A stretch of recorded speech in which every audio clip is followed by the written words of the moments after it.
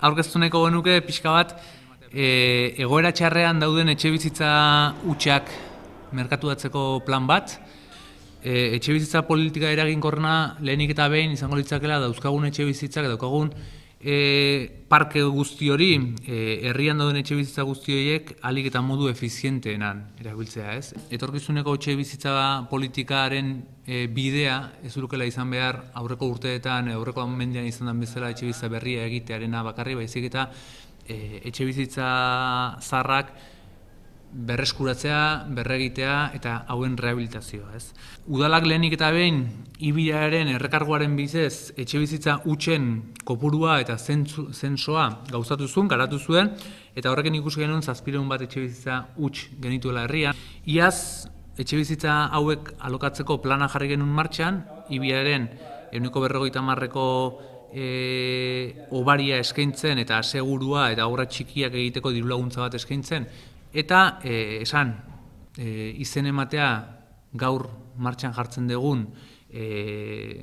planarekin batea, aurreko urteko planan izen ematea ere ireki egingo degula, hilaren 30 arte.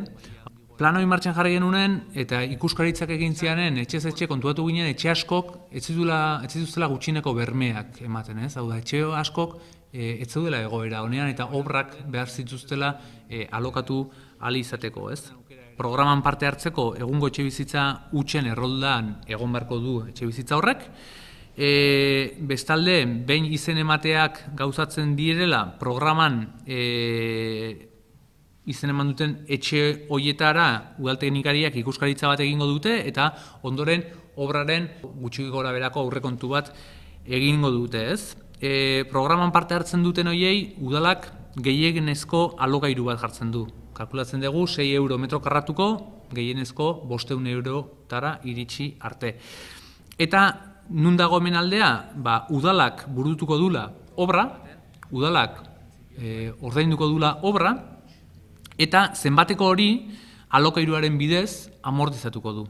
Beraz, alokairuaren bidez amortizatzeko hilabeteak kalkulatuko dira eta hilabete horietan jabeak udaletxeari utziko dio etxe horren kudeaketa.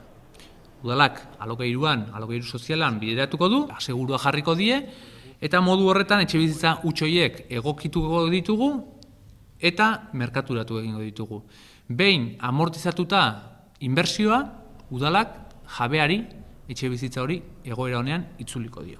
Hau dena finantzatzeko IBIaren errekargoa erabiliko dugu, baino diru hau seguruna ez da nahiko izango, eta argi daukagu guretzako lehentasunezko plan bat danez, ikusitako eskariaren arabera, kreditu aldaketaren bidez 1000 hilabete barru izango dela, partida ampliatu egingo genuke, ezta?